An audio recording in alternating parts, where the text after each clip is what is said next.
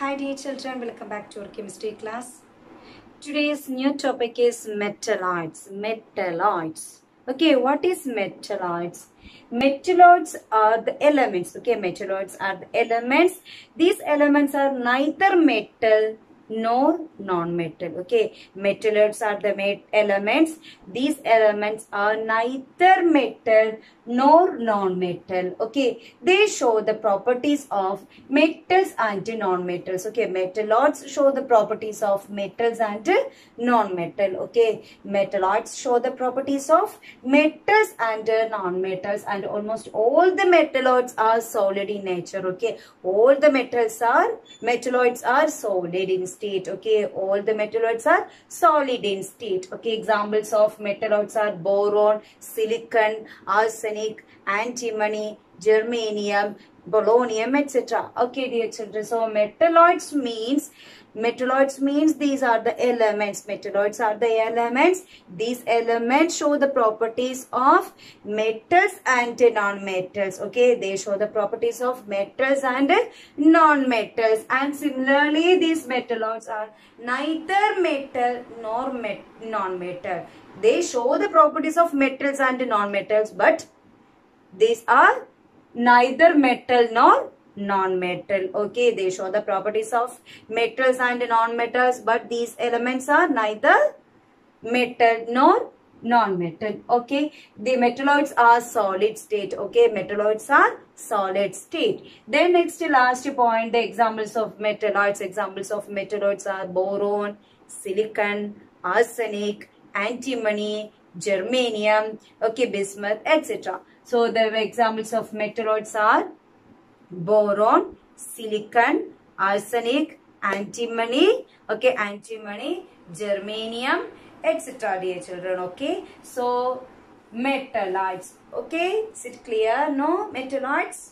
Next topic is noble or inert gas. Noble or inert gas. From that word we can understand that these are gaseous elements. Okay, noble gases are gaseous elements. Noble gases are gaseous elements.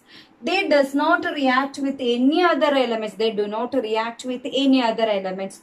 But for example, hydrogen react with oxygen to form water. Sodium react with the chlorine to form sodium chloride. Okay, potassium react with the hydroxide to form potassium hydroxide. Carbon react with oxygen to form carbon dioxide and carbon monoxide. But noble gases, they do not react with any other element. They do not react with any other elements because they are stable elements. Okay, why noble gases do not react with any other elements? Because they are stable. Clear? No, because they are stable. Okay, noble or inert gases, they do not react with any other elements. Give reason: because they are stable. Okay, that detailed study we will study in next year only.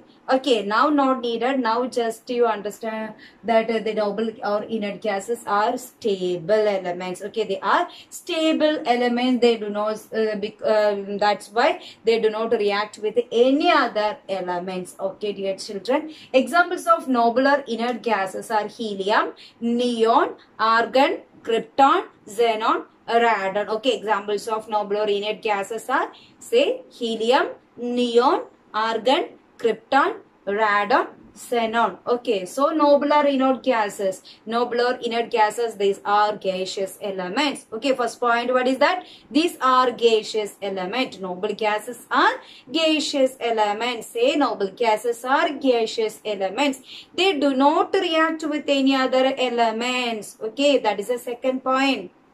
They do not react with any other element. Okay, they do not react with any other element. Okay, so why? They do not react with any other element because they are stable. Okay, dear children, because noble or inert gases are stable. Okay, because noble or inert gases are stable elements. Okay, then examples of noble or inert gases. Example of noble or inert gases are helium, neon, argon, krypton, xenon. Okay, helium, neon, argon, krypton, xenon. Okay, so difference between metalloids and noble or inert gases. Okay, metalloids. What about metalloids? Metalloids show the properties of metals and non-metals. Okay, they are solid, but in the case of noble gases, they are gaseous elements. Okay, metalloids react with any other elements, but noble gases or inert gases, they do not react with any other elements. And write the example also. Okay, dear children, I hope it is clear. Next topic is the common elements. Okay, common elements. So hydrogen and helium is present in universe. In the universe, most common elements are hydrogen and helium. Okay, in the universe, hydrogen and helium are the two most common elements. So, which are the most common element present in the universe? Okay, which are the elements present in universe? Okay, what is the answer? Hydrogen and helium. Hydrogen and helium are present in the universe. Which are the two most common elements in the universe?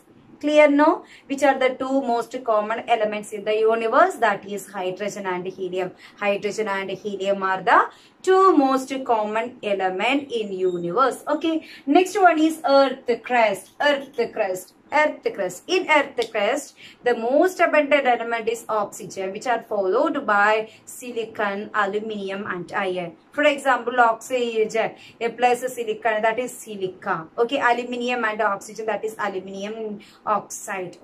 And oxygen and iron, that is iron oxide. From the earth crust, so many minerals are formed. Okay, so many minerals are formed in the form of iron oxide, aluminium oxide and silica. Okay, so oxygen is there.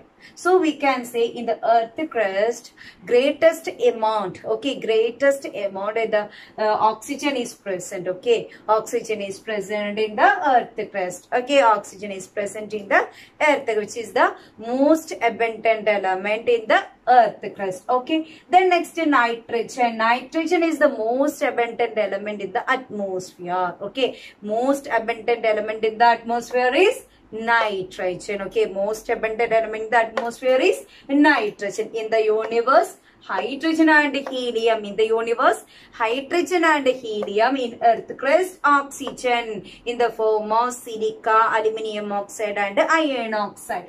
In the atmosphere, nitrogen is the most abundant element. Okay, in the atmosphere, nitrogen is the most abundant element in our human body. Carbon is there, hydrogen is there, oxygen is there. They make up different types of compounds in the body cells. Okay, in body cells, different types of compounds. Okay, they make up by using the carbon, hydrogen and oxygen. So these are also elements. Okay, dear children, so common elements mainly in the universe. In universe, hydrogen and helium is there. In earth crust, oxygen is there. In atmosphere, nitrogen is the most abundant element, and human body, carbon, hydrogen and oxygen. I hope it is clear, dear children. Read the textbook and study.